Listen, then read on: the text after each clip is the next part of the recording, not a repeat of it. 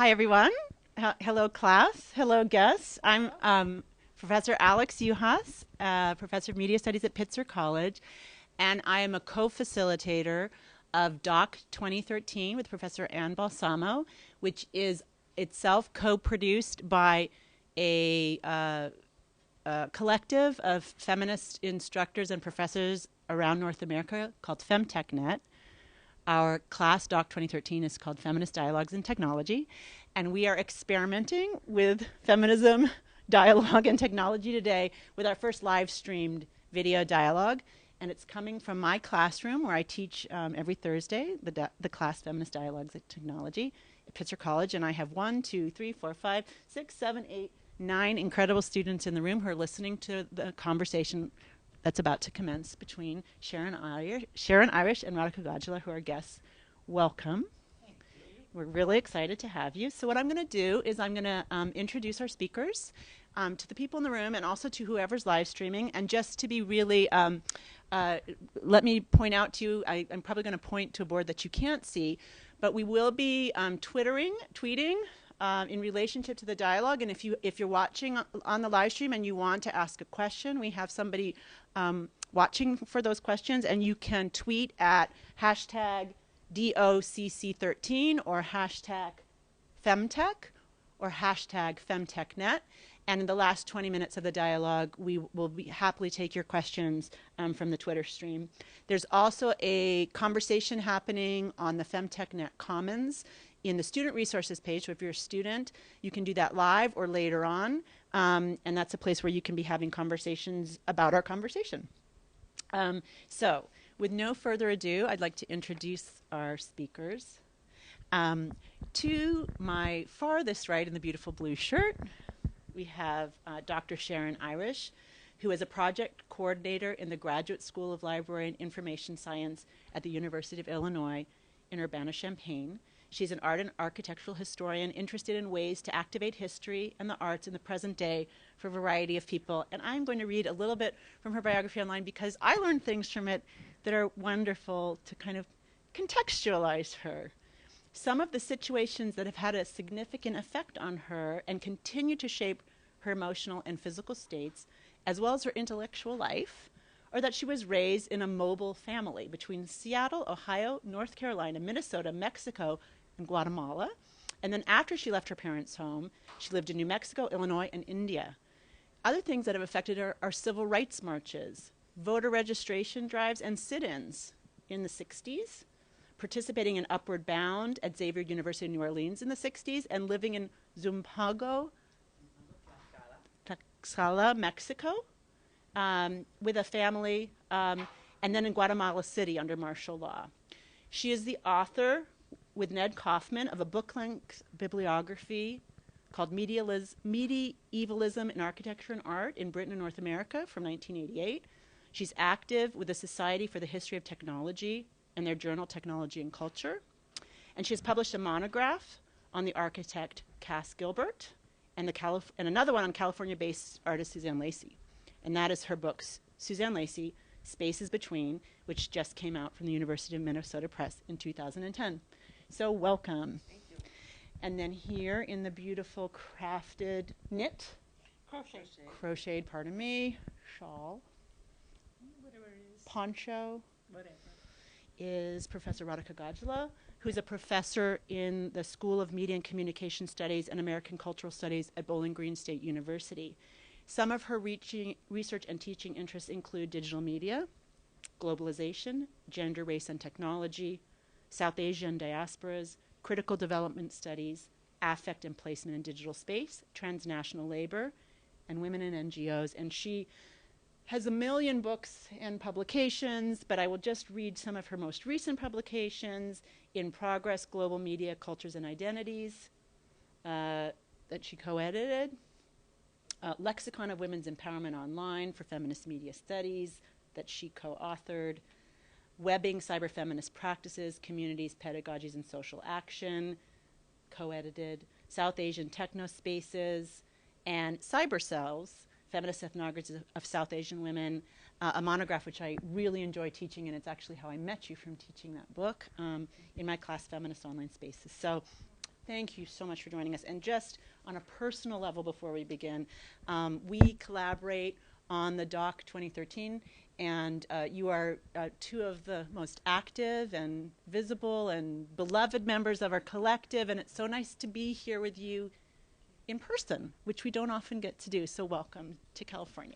Thank you. So the first question I'd like to ask you guys, all these papers, is that I'd like you to each define your place, which is the subject for today, or is it space? No, it's place. It's place. So we'll be talking about that. Place in relationship to feminism and technology. Who would like to go first?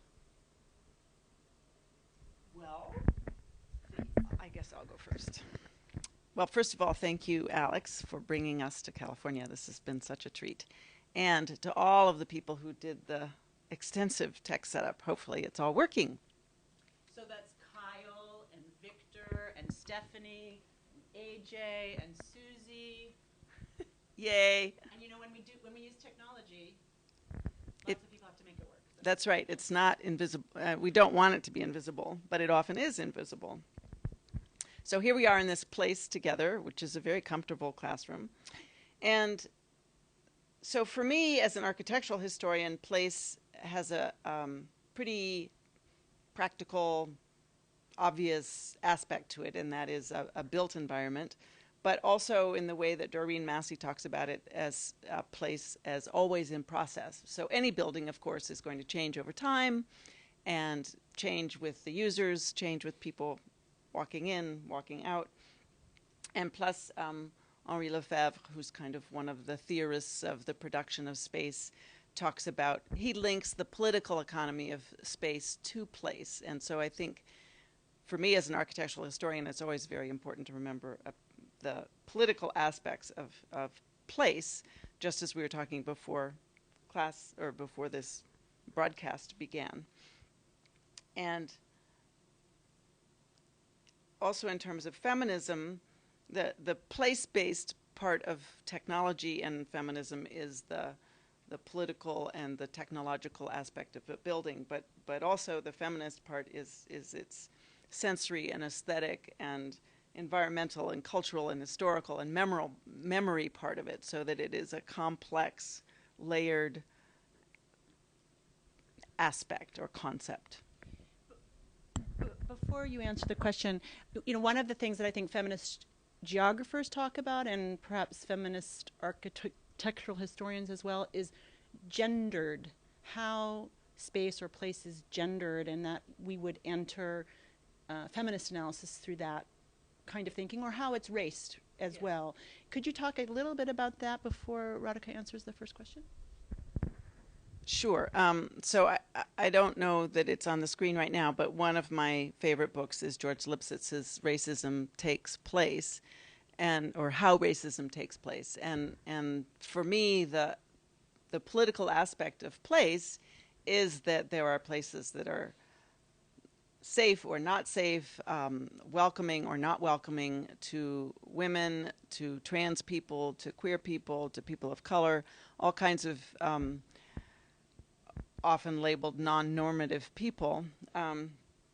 And so the gendered aspects of place have always been of concern. My first real book on Cass Gilbert, he was a skyscraper architect, and of course there were many women who worked in skyscrapers, but often the bathrooms were every other floor for women. So there was already kind of built into the architecture a sense of not being welcome in that space.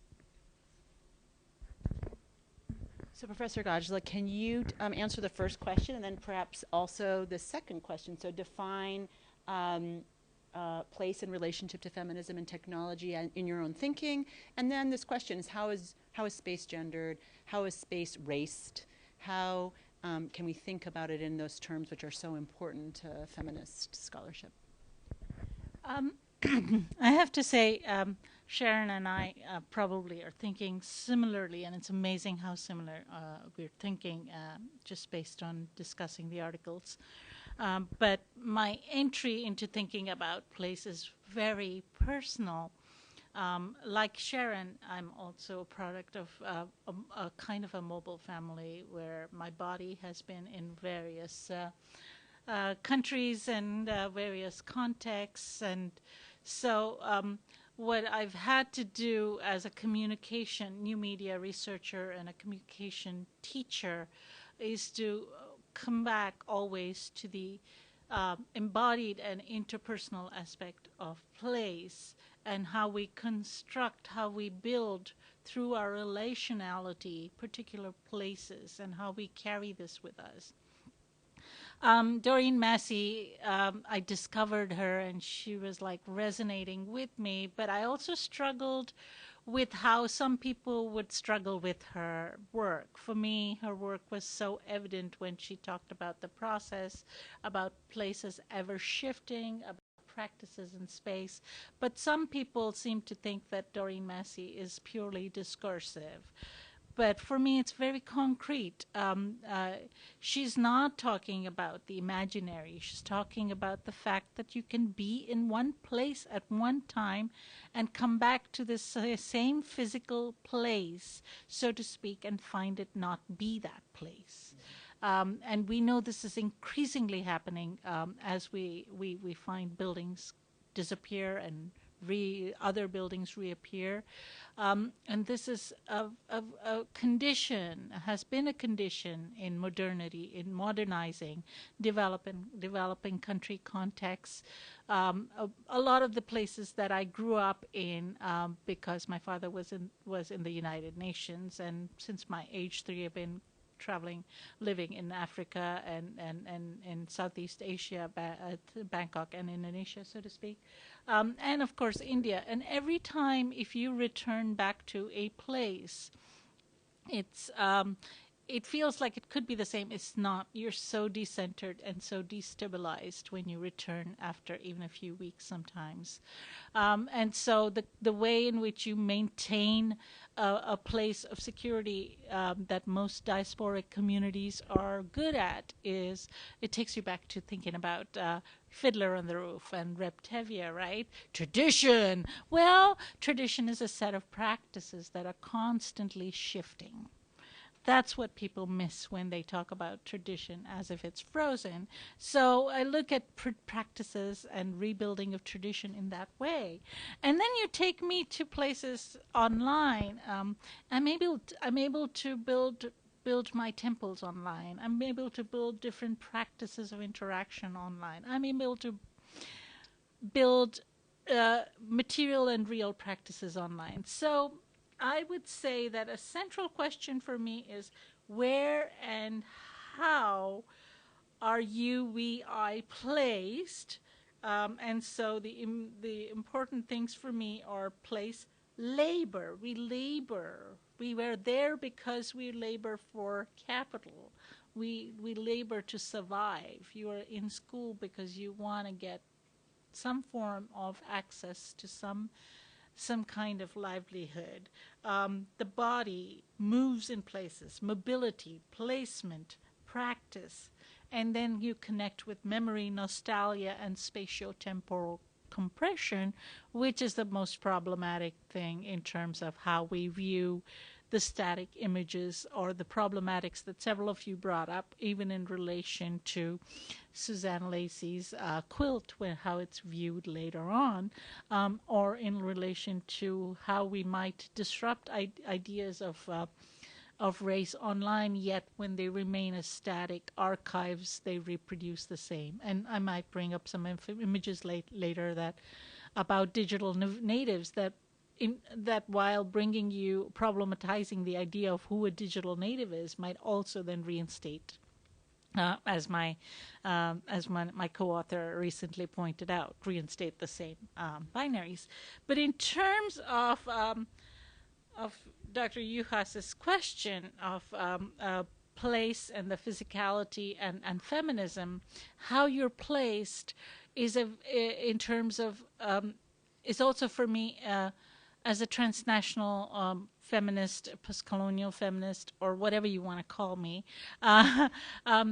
the whole idea of private public binary being assumed as oppressive in a particular way is also problematic, because architecture of even perhaps private spaces, of women's spaces, which may be considered in a certain kind of a liberal feminist or Western feminist way as being oppressive to women, could actually be considered to have been empowering in certain ways. We bond in places where we can kind of collect our wisdom and then build up a response. So we're always developing responses physically to the world. How you present yourself is your placement. Thank you, guys. And I guess one of the things I want to sort of save for later and perhaps for the Q&A is more conversation about what safe space is and how there is not one kind of safe space. And that's a feminist conversation that has a long legacy, an important legacy. So let's sort of sidebar that perhaps. But also this notion that you begin to talk about all human beings having agency themselves to shape space. It's not just that space acts on you, it's that you are co-producing space with agency, and some more simplistic thinking perhaps imagines that we are produced by space and that we don't co-produce space. And so perhaps we can think about that as we move forward as well. But however, our next question, can you tell us a little bit, because I think my students have really enjoyed hearing the professors they read talk about this, your own intellectual path, how you got to asking these questions and why they're important to you. Sure.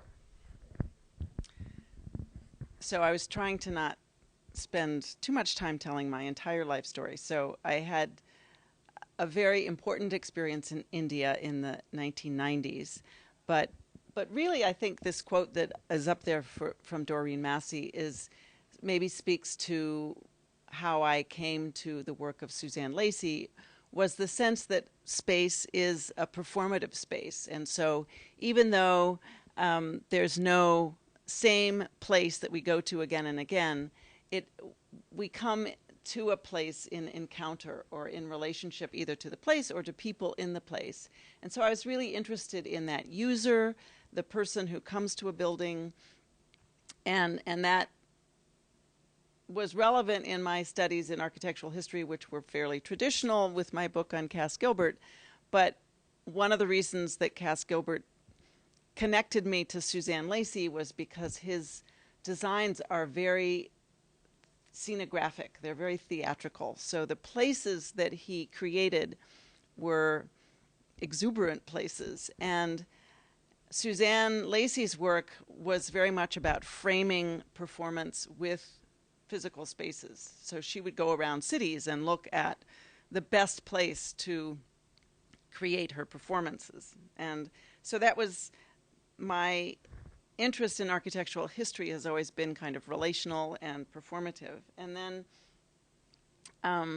as a historian of technology, which is kind of part of building technology that I do, John Stoudemire, who was an important theorist and also editor of Technology and Culture for a long time, had this idea of different constituencies that technology affects.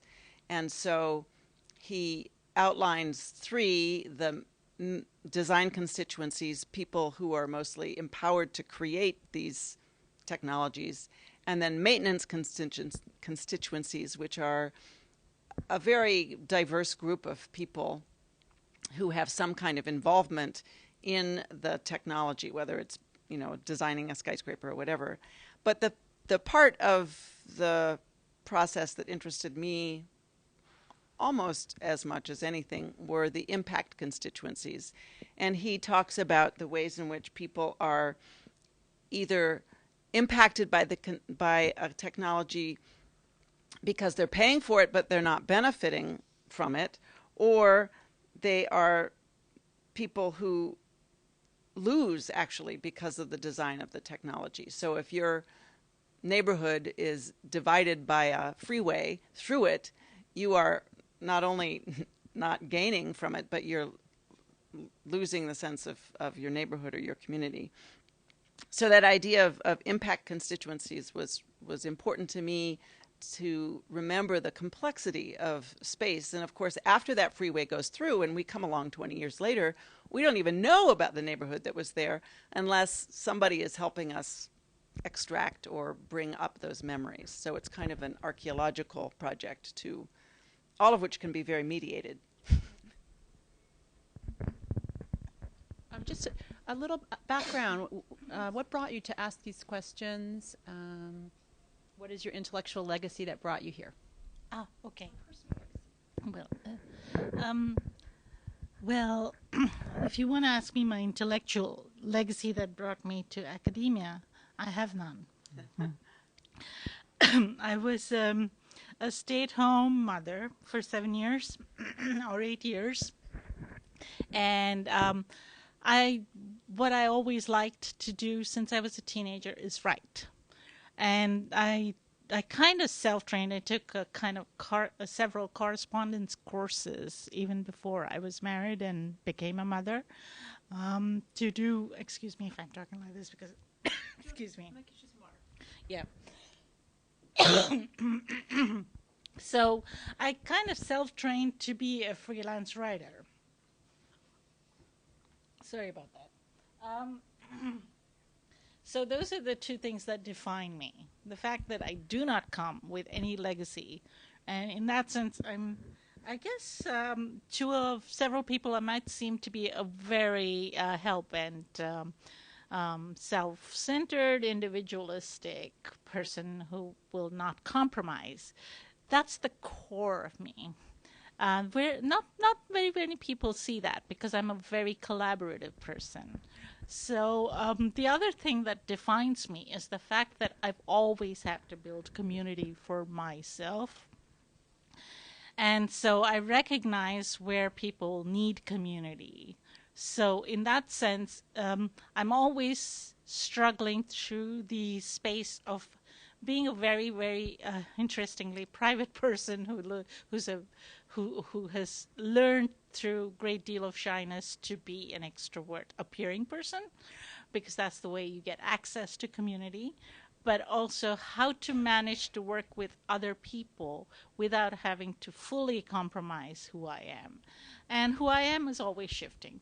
So that's the core of how I would get into academia, because academia allows me to do some of these things in a way that perhaps other places may or may not.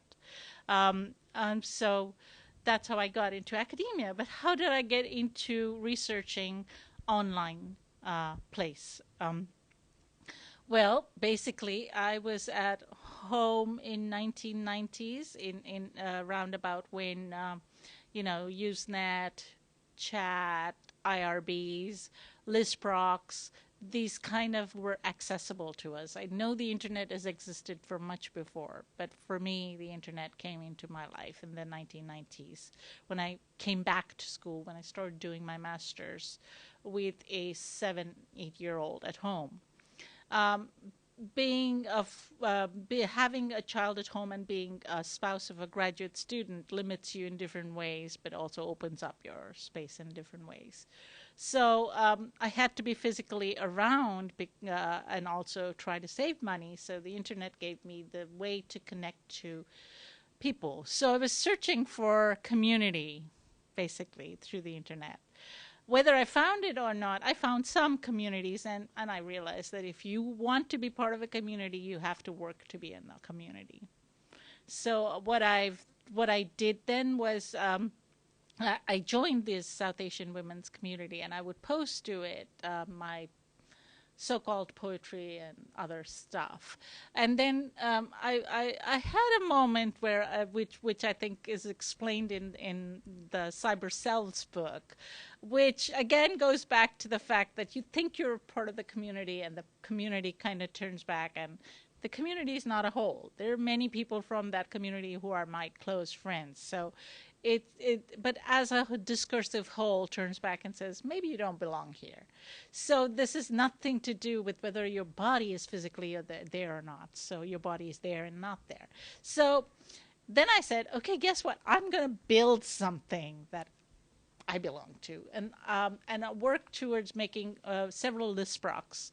I called it the Third World Women LISPROC, and then I managed the Postcolonial Studies LISPROC, and then I set up another South Asian Cyborgs LISPROC, and then I started to build all kinds of web presences because HTML was new then, and it's unlike with building apps and other things nowadays and Flash, it wasn't a high level of literacy required to build your online presence. So it was very individually liberating, but I was fully aware of the issues of access because in those days, access wasn't as easy as it is worldwide now.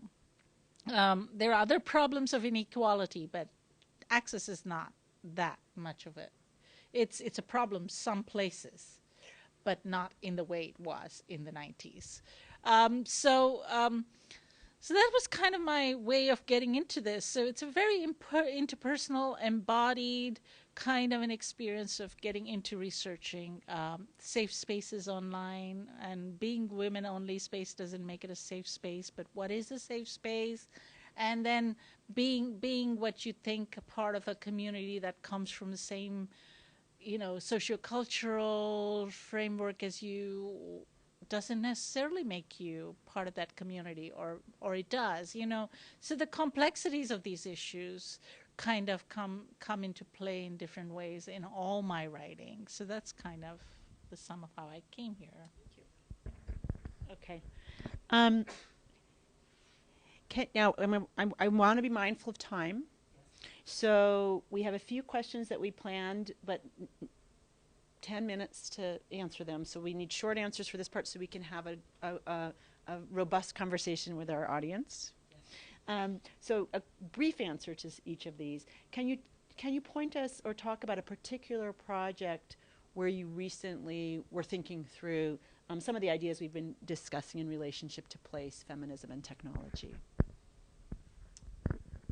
Well, back to the issue of performance, I guess I feel like the work that I do on architecture is about how all of these various users, designers, people who inhabit the spaces and that kind of thing, interact with that place and in some ways co-construct that space.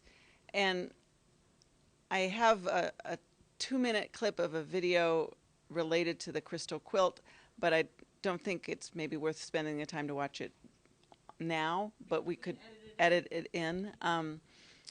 But what most interests me, not just with that project that Suzanne Lacey did with the crystal quilt in the 80s, but was the ways in which the building or the space in which a performance happens is affected by the performance as much as the performers are relating to each other. So how is it when we enter a city or we walk into a building that we change that building as well? And so my projects that are ongoing now in England are also related to the same kinds of issues of how housing estates, or what we would call public housing here, are altered by the people who live there as much as the people who live there are altered by those projects.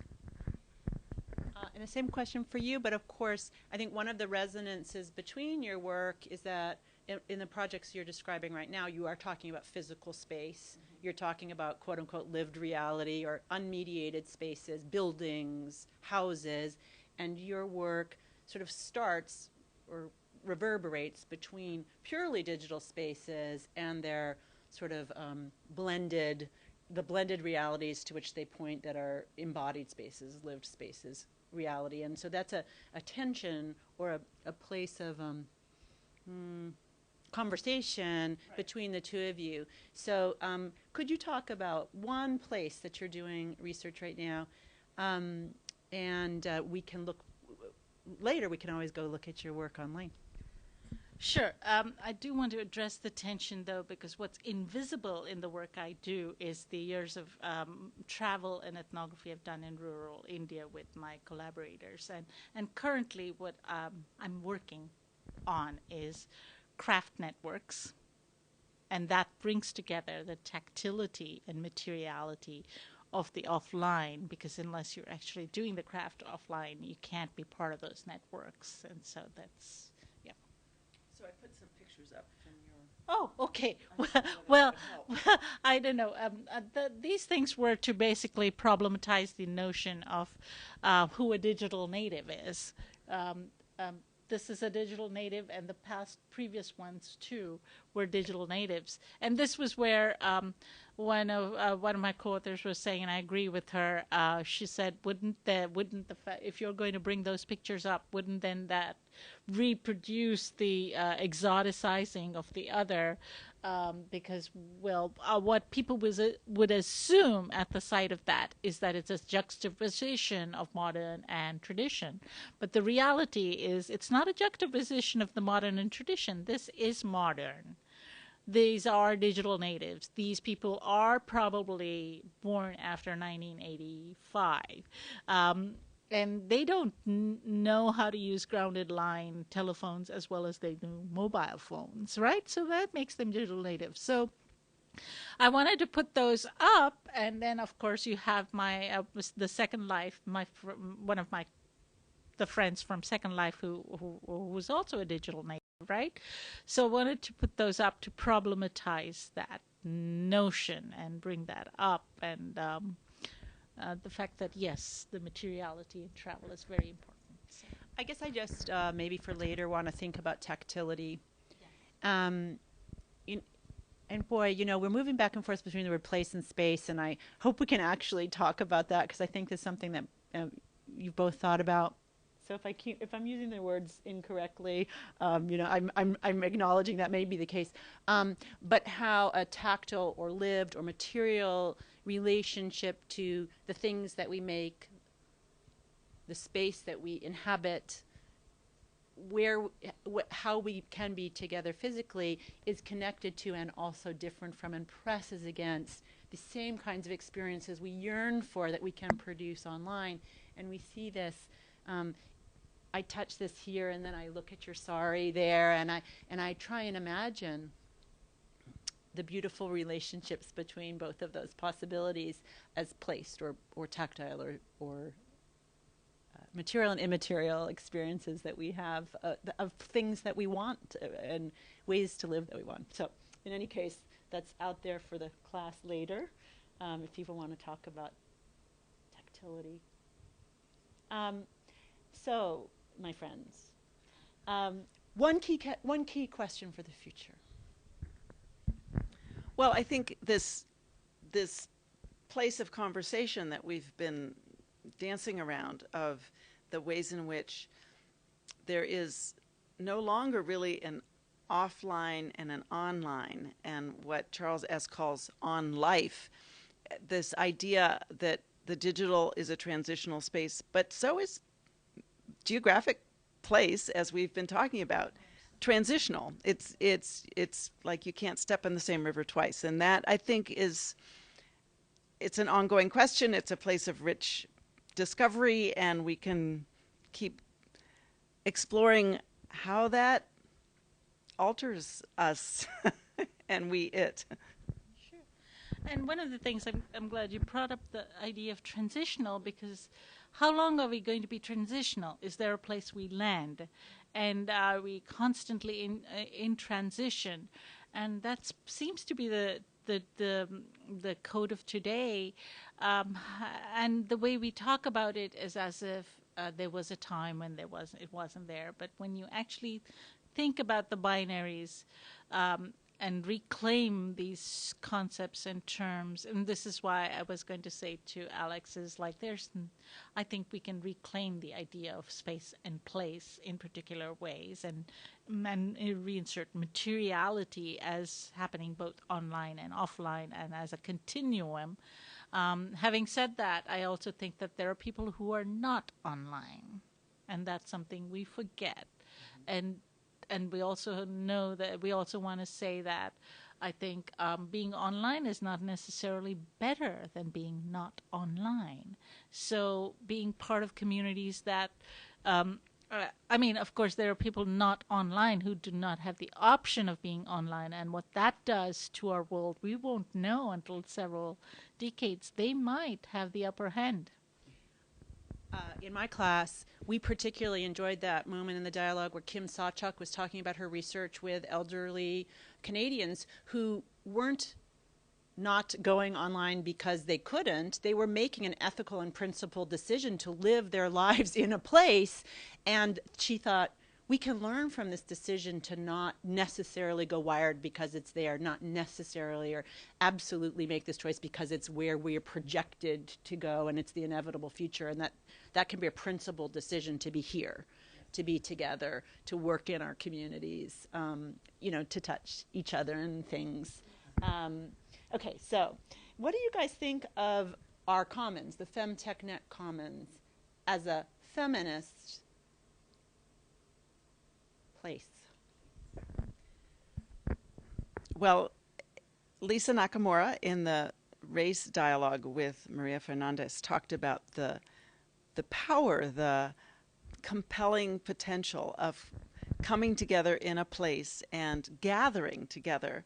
And as much as this is the first iteration, the Commons is confusing as a place, but it's also, I think, a powerful gesture. It's going to be like all websites, in process, in development, and yet I'm quite attached to it as a place because of the ways in which we've already come together there, and hopefully we will save that aspect of interaction and process. I agree with what Sharon is saying. One of the things is, though, this is also a bunch of feminist scholars who, a lot of us are already established, taking back the tech. To speak to one of my little stickers here, let's take back the tech, but also taking back the classroom. And I think it's exciting to me for that reason. It's entire because I've seen year after year a kind of an amnesia, even amongst feminists, of what previous feminists have done. In cyber feminists have done, and as you all know, I have my critiques of ourselves and previous cyber feminists. But the fact is, things have been done, and if we talk about tradition as ever shifting and not as this oppressive hierarchical thing, there are traditions that develop, that evolve, and we're evolving and developing particular traditions, which every tradition is supposed to be broken. Rules are meant to be broken. So chaos is necessary for us to start to figure out what we're doing. But the point is that we are also dealing with an academic structure where students it's not even that you individually think that way, but a lot of the culture is that students come to school thinking they're consumers and not learners. Even when you want to be learners, because that's the pattern in which it's been set up. And so we are content providers. We're not teachers. We're not pedagogues. So that itself delinks us from the materiality of teaching. And so for me, it's very exciting what we're trying to do. Out of the chaos will come moments of brightness, but it should stay chaotic to a large extent. I guess I just want to, two plugs for what we're trying to do in the class on the Commons, that we co-produce that space. We co-produce it with our students who are authoring things, who are making things. We co-produce it in conversation together. And at the same time, we build an archive of a tradition that we don't want forgotten, even as we teach and believe that traditions are there to be challenged. It's important that students and we ourselves can find it, yes, to challenge it, and so that we're building a history as we're building a potential future, and we're co-producing it together, which really does. We change spaces. Spaces don't just change us. We were talking about that earlier in relationship, yes, to programming, yes, and we can change the internet, MOOCs, all of the ways that technologies have been sort of driven onto us in a neoliberal understanding of higher education, and reclaim that and build the kinds of spaces we want. Sometimes they're messy, sometimes they're chaotic. Okay. So I'm gonna ask you guys one quick question, and we're gonna open the floor to our class and perhaps anyone who's online. I don't know if people are tweeting or not because I'm present and making eye contact with you people here. Have you heard anything in the previous dialogues, just one moment, one interaction, something that got pointed to that would be interesting to reframe or rethink through our conversation about place, feminism, and technology? So one of the things that Faith Wilding talked about was the fertility tourism, which is a very place-based, at the same time technological intervention, I guess, of people who are harvesting eggs. And she talked about Carnegie Mellon University, where she was teaching, as being a hot college because of the intellectual caliber of the students. So women were paying their way through college by donating their eggs. And then her work with Sabrosa in Slovenia, where also people would go there to either find surrogate mothers or egg donors. Thank you. I enjoyed all the video dialogues, and I obviously connect a lot to Lisa Nakamura and Maria Fernandez's dialogue. And the connections, I think, came out even the way we were talking. So, but I'm going to talk about Scavanati's video, which T.L. Colvin did, because what that's doing is, before we started the video dialogue, we talked about how can we kind of mix it all up in terms of the racism. That's what I got from that. And then one of you said something about attending classes bunnies as you know, other things, and then in Second Life. So sorry. See, this is me. I have no. Well, this is me, right? Second Life is real for me, and there's the seamless boundaries. She got me. I'm so sorry. And this is how I end up sounding inappropriate sometimes. And people are looking at me, what did she just say? And does she know what she said? Yeah. So Scavanati does this, talks about her work with since the 90s, right? Again, going back to you know, when we were in all these, I think she might have been part of it too. I know Lisa and Maria and several of us were part of these undercurrents list procs, yes. And other list procs where Coco Fusco was there and others. Scavanati talks about how she kind of moves to the space called cyber powwow and brings together and produces different kinds of machinima to mix these categories up. And for me, when I was watching that video, I do recommend you go back and watch it and think about it in terms of the materiality of being online. We have to disrupt this notion that being online is somehow disembodied and immaterial. It's not immaterial. When a programmer, software worker, coder is working online, he or she is not doing immaterial work. It's not immaterial labor at all. It's a material practice. It's a very, very material coding. In fact, materially codes us when we talk about space and place. So those are I'm not saying that individual programmers have the power to define us, again, going back, but it's a co-construction of coding and materiality. So that's it. So what I'd actually like you to do, I know it maybe seems a little awkward, but I'd like you to come here to ask the question or make a comment. You don't have to ask a question. We can hopefully talk together now a little bit. And I guess I'd like to just end by saying that, you know, I think a feminist project in relationship to technology studies, or anything for that matter, is about agency. It's about thinking about limits on our agency, but also about our power. And I think a lot of what we've been talking today is our agency inside of lived spaces and technological spaces, or the blend of lived and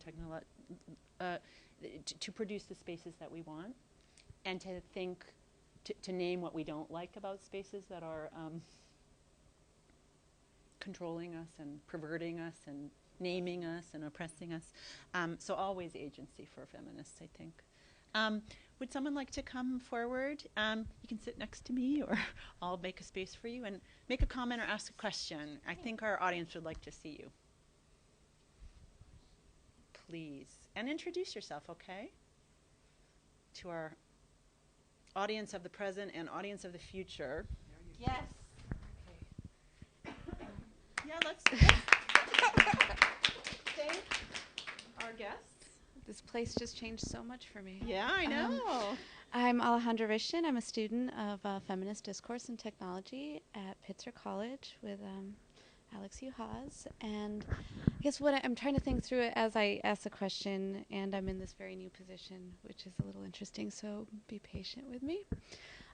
But when you're thinking about the idea of places ever changing, and I think it was you can never step in the same river twice, how do you then reconnect that to the historical roots? And kind of how do you think through that in a way where you can separate what is then indigenous and what is not indigenous and what is neocolonial as opposed to indigenous, or, you know, can we gentrify spaces online and things? No? Fabulous question. And that's kind of the risk of taking Massey in a particular way of it's postmodern, it's discursive, because then it works. This is also a lot of critical work that we do can indeed work to say, hey, this is what it is. It's the Schumpeterian model of creative destruction, and this is what's supposed to happen. And because we live in the binary that positions tradition as frozen and mummified and as there, whereas the modern is always shifting. So but if you take Massey as the same for the tradition, and then you take the idea of what Alex was just saying about agency, we're never without agency. Tradition, what we're seeing as the tradition of our forefathers, foremothers, was developed in specific contexts, ever shifting, and it was to gain power over situations and to survive. So if we go back and look, I mean, if I look at my crafting traditions,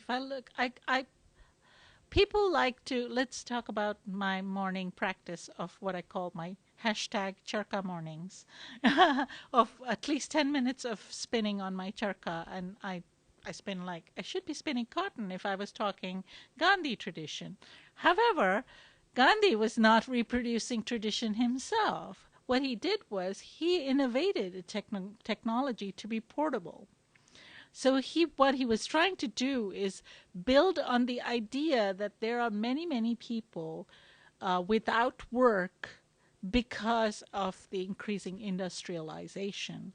And and he found that, I mean, just to simplify a whole lifetime and a whole movement, he found that spinning was something that could be taken out of the context of caste and class as a technique, as a skill, as a practice, and then there was actually the portable charka was an innovation actually did come from the West in my interaction with the charka.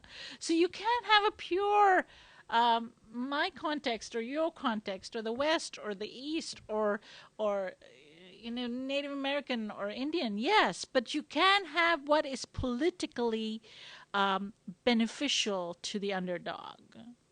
So how are you going to look at this? It's not okay for masses of people to be without work. It's not okay for masses of people be without a sense of self. So what is it that gives you a sense of self? What practices? So the point is that the argument to break up tradition or redefine the tradition is often taken up to justify somebody else taking over our agency. So you can make it work either way, but traditions aren't gone. Just think about the tacit memory you contain with you. And think about the eternal sunshine of the, what is it, mind? Um, I keep going back to that because it's the eternal sunshine of the spotless mind. And each time their memory is erased, they go back. Uh, there's a reason I put my charcoal picture there. And yeah, so each time they go back, there's an affective, tacit connection to something. All right. Sorry. No, it's okay. I just want to make sure that we get a few more questions. Did you want to answer that one though quickly? I could say very And quickly. somebody else come up. So one of the things that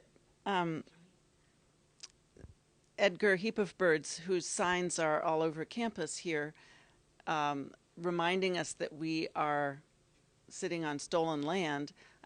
Contemporary art for me is often a way to help remember the layers of land and help remember the histories that especially white people have devastated the land that we are now being hosted on.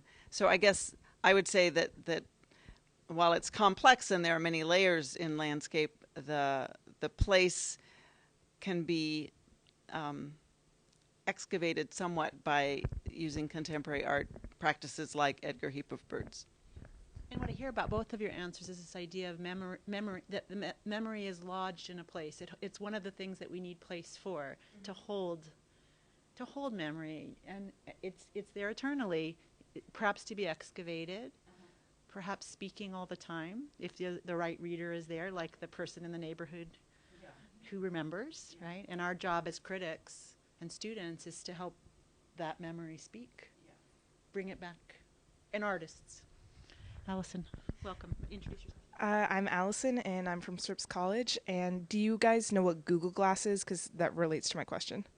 Yes. Okay, awesome. So my friend just got one of those, and you have been talking about places, how you change it when you walk in, how it changes you, and we've been talking about like virtual reality and how will basically Google Glass, how does that apply? Great question. Which we might want to give context for what Google Glass is for other people who don't know. Does someone else want to? Or I don't know that much about it. I just know that Google is producing it, and it's basically glasses with a little window, and you can talk to it, and it's almost like having a smartphone, except it's more vocal, and it like superimposes over what you see already. Superimposes the internet or other digital information onto reality and speaks digital information to quote unquote lived reality. Well, I don't know if I should go because I don't know anything about Google Glass. I would just caution us to remember that Google created this. It was my birthday recently, and Google had a personalized search window up that said "Happy Birthday, Sharon," and it creeped me out. And so while we may be wearing this object that is helping us surveil and interact with the world, they're clearly going to use that too. Why don't you say? I think you might have an answer. Me? Yeah, you can. You're co-producing knowledge with us in real time to our audience. I mean, in the future and now. I personally haven't used it. I just have a friend who recently got it in the mail. They're ridiculously expensive, and I'm waiting. But just the idea of the fact that they are able, because I've been looking at like obviously critical media theory and things like that in terms of apps and programs and coding. So I was looking at it in terms of Google will actually be able to, I mean, already they can control our perception like passively through TV and movies, but now they'll actively be able to superimpose like advertisements on real life. And I know it's just interesting to look at. Thank you for that. Somebody else. I know it seems scary, but we would love to hear you and see you and get us. These have been awesome questions. And they have been, and I know that you all have them. One more? Two more? AJ? Hi, I'm AJ. I'm Alex Uhaz's assistant in many ways.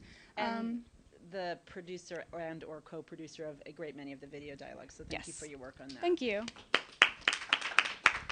I'm not currently taking this class this semester, so my question's going to be a little bit more simplistic, I think. But I wanted to know what you would say about, you were talking about transition, you were talking about the ways that space affects the subject and the subject affects space.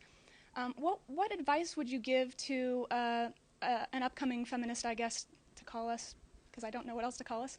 What advice would you give us in terms of having to, I mean, we feel this pressure to be online very often and be in the real space with people a lot less often. And in fact, the majority of my life is now online. I have a hard time connecting with real people. Not to say that I'm socially inept, but I don't always have the opportunity and the spare time to actually connect with people in a real space.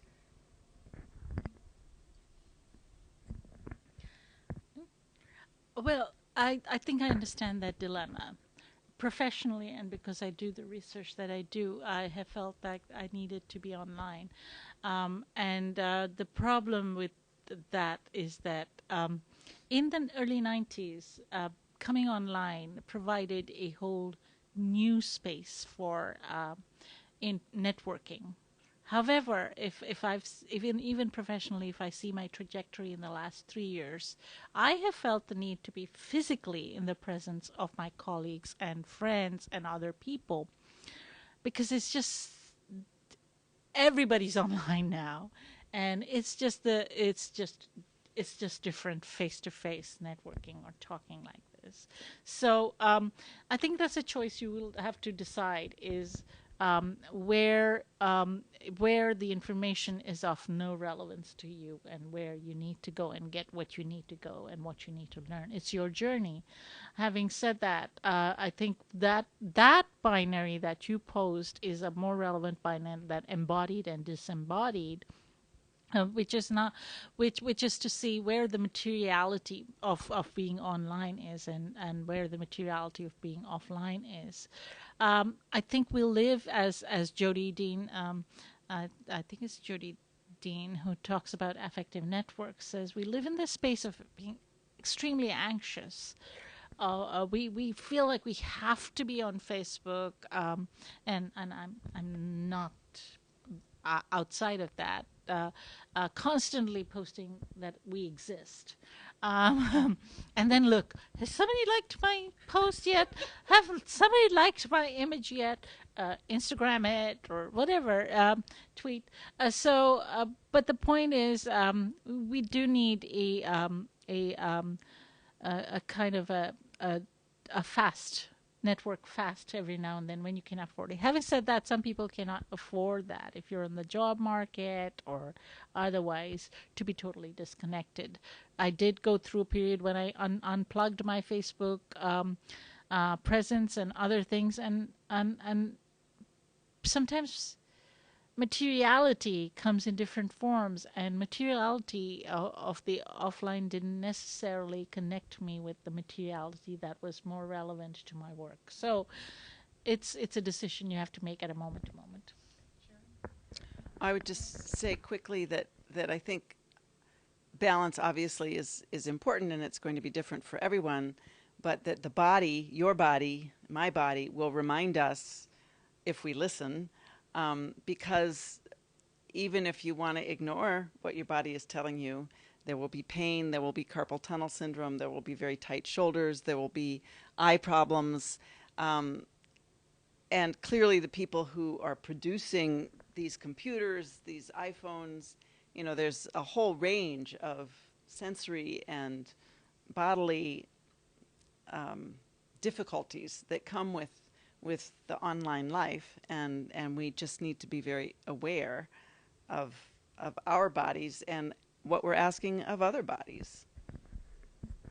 Thank you. And of course, I mean, that is also one of the great and ongoing quests of feminism, to speak our bodies, to say that our bodies speak, to think about how relevant our bodies are in both our ongoing oppression for all human beings, actually, and also our liberation, that our bodies are the place of pleasure and joy and touch. And here we get back to the tactility and the sensual, and in a way that the internet can't produce that particular joy. Again, I probably will have people who want to debate that as well. But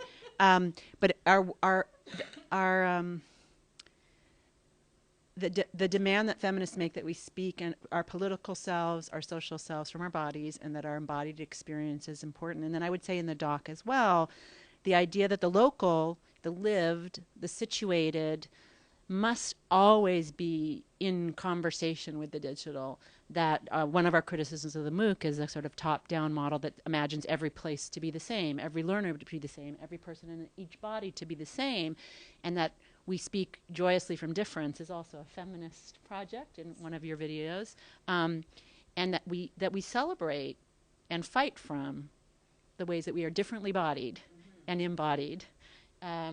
So we can't do that if we lose our bodies, right? And that is one of our feminist projects, one of my feminist projects. Okay, one more. Is there a tweeted question, or they've been silent? So one more brave student. We know you're thinking marvelous thoughts. It's scary to come up front, I know. But we would love to hear what you're thinking. I know. They're still. I see the two of you smiling. No, I can see there's questions. You want to come up as a team? That's fine. An offline question? Want to come up? Got a big grin there. My question and my idea is really big and also maybe something that I want to ask about. Okay. So, I mean, I think like there's something to me that's very dramatic about what's happening. And I just want to name it. And, you know, that there's this camera, that there are you people, that I can anticipate the future, that I'm anticipating or imagining an audience that's not here, that the fact that this is recorded alters the experience. I mean, so much of what we think about gets enacted in this room right now, and that we're smiling together, which we can't do all semester, and knowing that we're getting it together, which we haven't been able to do all semester, and this question of being embodied together and not together and speaking to whoever is or isn't there in cyberspace now and in the future, it seems so, and the power relations that are occurring as well here and there and here and there, they all seem so resonant to me. There's a whole couch, which our audience of the now and the future can't see. So I know that that's affecting, you know, the students' desire to come forward, but also that we're the professors and they're the students, and Sure, that's and also whether they feel free or not to say, I don't want to come forward. they are. So one last chance. Would anyone like to come? You're smiling, Bethany. Do you want to come say something to us? But offline. Chiappa is nodding. Anyone else? One more student, Jade? Okay, and this is our last. It can be a statement if you'd prefer, and then we're going to wrap up and say goodbye. Hi, I'm Jade Ulrich, and I am the TA for this class this semester. And I was just wondering what your recent projects are, or what you're looking to do in the future, maybe related to this or maybe different. I don't know.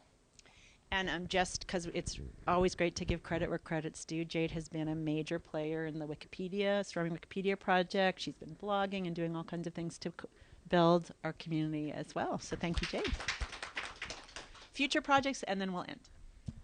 Okay, my immediate future project is in Bristol in England, and it started as a project with Suzanne Lacey with a media center called the Knoll West Media Center. And so I'm going to go be a professor in residence at the University of Bristol next spring and work with the Knoll West Media Center as kind of an historian in residence to try and pull up some of these histories of layers that are forgotten or occluded somehow. Well, I tend to juggle a lot of projects together, and my old projects don't leave me alone. So the South Asia diaspora labor thing continues always.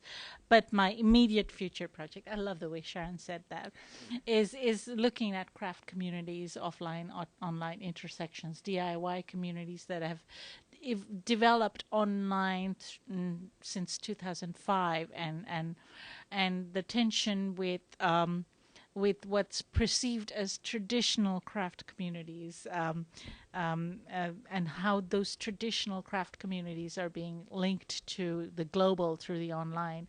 And on the one hand, while the mostly westernized craft communities and individualized craft communities are positioned as individuals liberating, and so there's a tension between those, but there's also a connections and affective links, and so I'm always about problematizing and teasing out those issues. So I'll be working on that. But there's also one thing that probably I'm going to speak on this afternoon, actually, at which I'm looking at, you know, care technologies, as I'm calling them, and the role of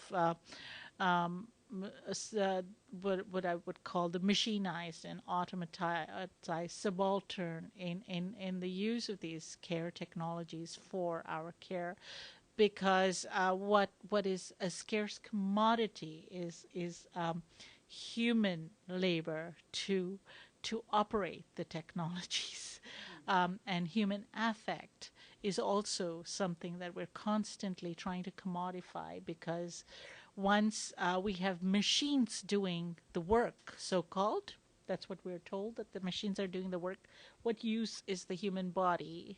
And the human affect is what we're not able to replicate through the machines. And so, and in terms of healthcare systems worldwide, or healthcare tourism, whether it's in Thailand or India, what they're able to provide is the bodies that have been unplugged from their communities through modernity over the years, who are now functioning as automated, subaltern, machinized care workers in different ways. And that doesn't mean it doesn't empower them materially. So I'm not just saying they're oppressed. I'm saying there's a certain formation happening.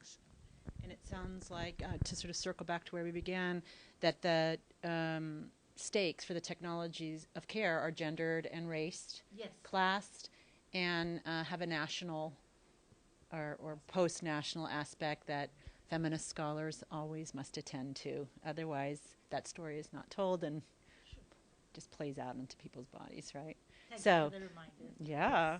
No, this has been so delightful, and we're going to wrap this up. Thank you all in the room, and thank you all online or in the future when this becomes a QuickTime video. Thank you two so much for coming here and sharing your ideas with us. Okay, bye-bye.